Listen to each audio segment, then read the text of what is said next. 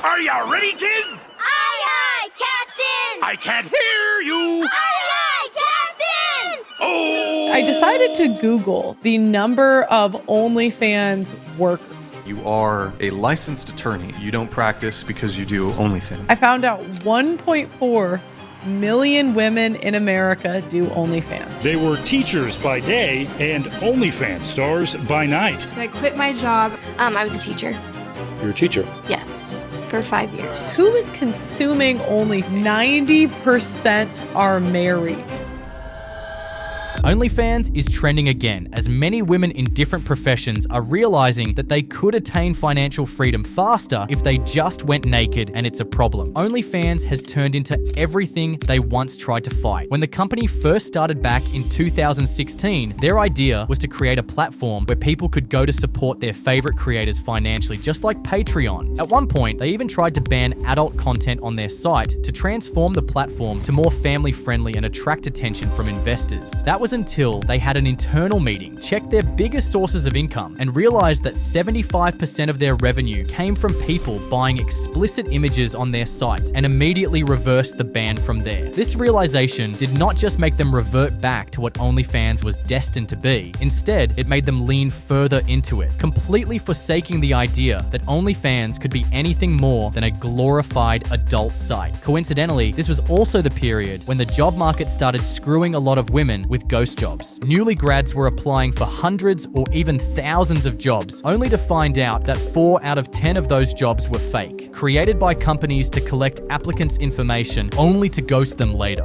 It's just like getting the first job that's so hard. I've tried to apply for jobs for like a year now, and just like most places like don't get back to me, or they just like say no. With Gen Z facing the worst employment rate in history, you can see how desperate times begin to form. Even when they get hired, they still have the highest rate of termination. In 2024 alone, 6 out of 10 employers said they fired a young employee after freshly hiring them. If you go to TikTok, you'll find videos upon videos, particularly of women being fired for no reason at all other than the company trying to cut costs. I was doing everything to avoid the exact thing that happened. And it only gets worse from here. If you happen to be a teacher in the US, you're among the least paid and appreciated professionals in the country despite the value of the profession. Over 40,000 teachers quit their jobs in 2024 alone, with a majority being women. Among one of those teachers was Brianna from Soft White's YouTube channel. If you watch the video, she explained how she was essentially a High school English teacher for 5 years.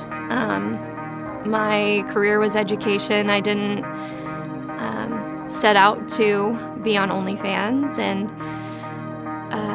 one day my husband and I were kind of just joking around about starting one. We didn't take it too seriously, and then one day I just said, let's try it, let's see what happens. What were your reasons behind that? Was it cost of living, or monetary was a big reason. I had high student loans.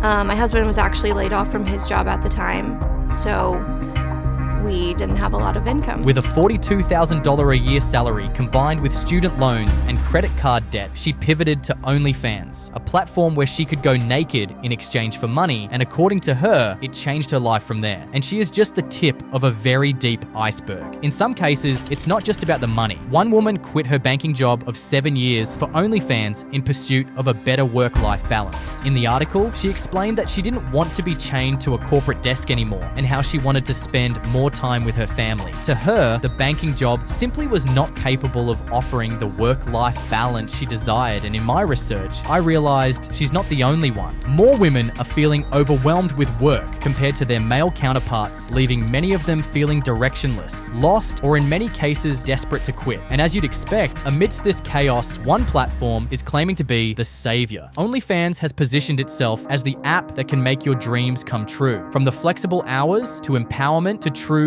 financial freedom.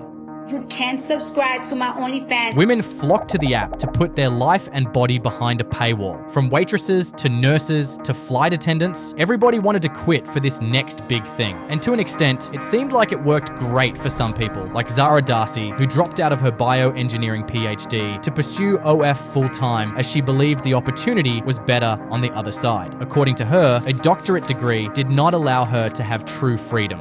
It's a life filled with constraints and obligations. To prove that the adult industry was more lucrative than others, she carried out an experiment where she posted the same STEM video on YouTube and on an adult site. By the time both videos got to 1 million views, she noticed something really striking. The video posted on the biggest social media platform in the world, where advertisers spend $36 billion a year on, had earned just about $340, while the adult site, that's essentially blacklisted by many advertisers, earned over $1,000 for the same amount of views. It was around this time that she decided to drop her program completely to go all in on the profitable business that is OnlyFans.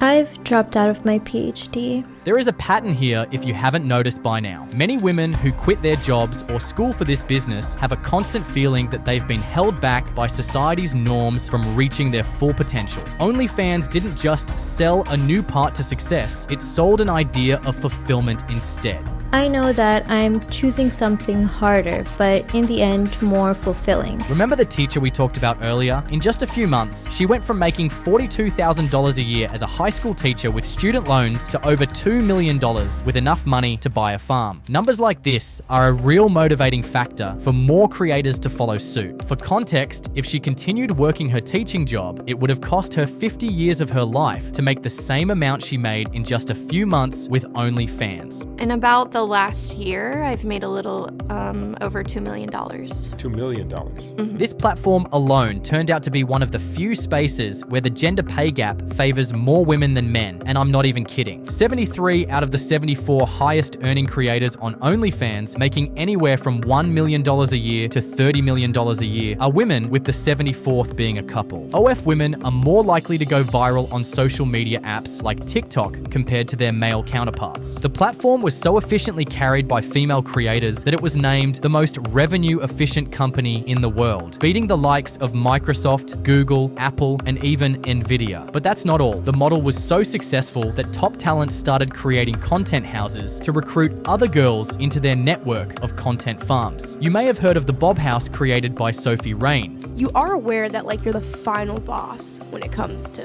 OF, right? Is that what they say? Yeah, is that what they call it? This approach brought in so many new followers, likes, comments, and reposts, which translated to more subscribers for their OF. This Bob House alone brought in over $250 million in a year, according to Palm Beach Post, with a big chunk of that revenue going to the house owner and final boss, Sophie Rain. To give you an idea of how insane this number is, the CEO of OnlyFans, Keely Blair, makes anywhere from $1 to $5 million per year, depending on performance. The CEO of TikTok, Z Chew, makes $21 million a year. The CEO of YouTube, Neil Mohan, makes an estimated $20 million a year, according to some sources. If you add all their salaries together, it's still remarkably smaller than what one content house makes in a year with a bunch of 20-year-olds. Did was set up a little camera in the bedroom, and the living room, and the shower, and especially the toilet. At one point, they were hailed as the future of work by Time magazine, and their creators were going on TED Talk to advocate for the platform's business model and creators. For those of you who don't know what OnlyFans is, it is a freelancer website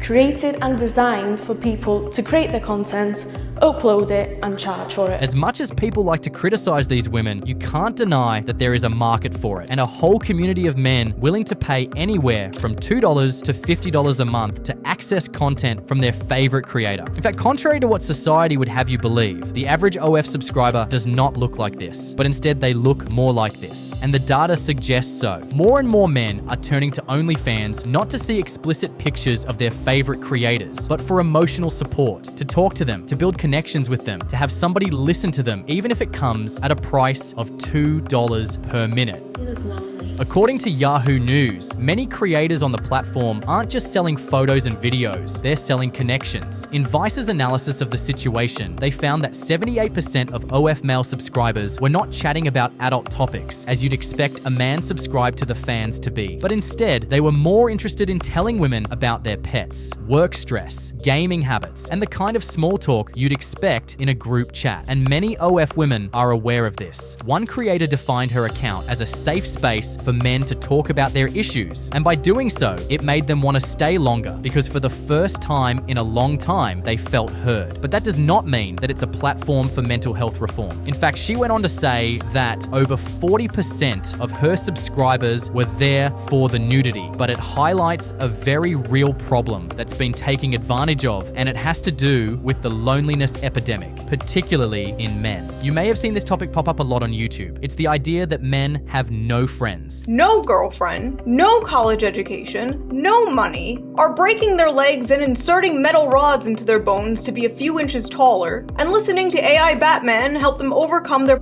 pornography addictions. You deserve real love. And this prevails as one of the biggest driving forces for the booming adult industry, as more men are purposely pulling away from dating to find other alternative ways to fill the void. America Survey called it a romantic recession, but it's more than that. Why date a girl who'd eventually divorce you for half your stuff when you can spend a quarter of that on online relationships and get twice the attention? It sounds cheesy, but the data shows more men are gravitating towards digital relationships, where these women at least pretend to care about their problems for money than physical ones. According to a survey conducted by Joey, 8 out of 10 men believe AI girlfriends could fully replace human companionship, not just in terms of romance, but in the emotional and social support they typically receive in real life. 81% said they would even marry one instead of a real girl. Yet the media says the epidemic does not exist. You may have heard of the shrinking population in different countries like Japan and South Korea, as the rise of isolation and stress continues to grow to the point where governments are offering financial incentives for people to leave their homes and have babies with each other in order to avoid a collapse. So yeah, we are facing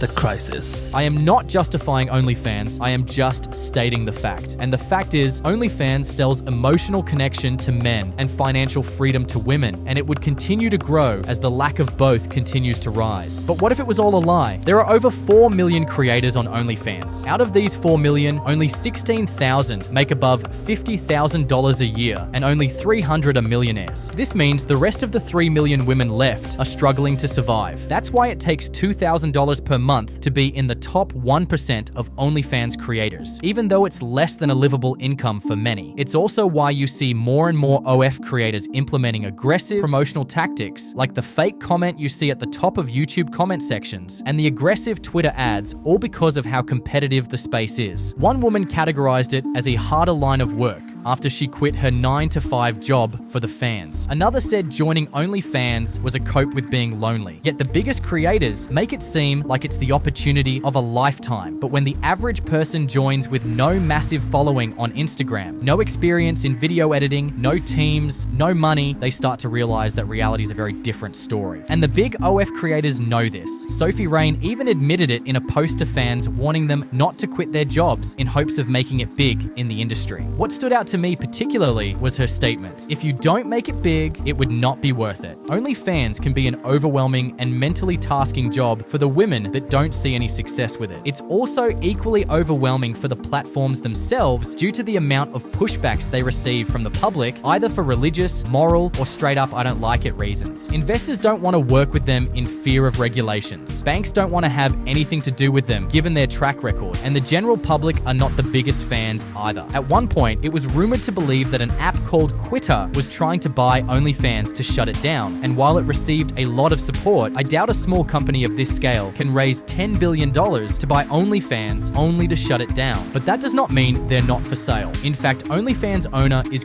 quietly trying to sell the app as more countries impose regulations that threaten the longevity of their business model. OnlyFans is also receiving a lot of competition with AI girlfriends on the rise that are cheaper, in some cases even free compared to their $5 to $20 a month subscription model. AI, because you've got all my circuits buzzing. That's a clever one, AI Brie. Bit naughty too, if you ask me. Well, let's just say I like to get comfortable as fast as possible.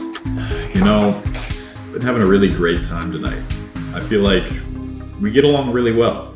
I've been feeling the same way too, my glorious king. I'm not quite sure how long OnlyFans would last, but one thing I know is the future is going to be frickin' crazy.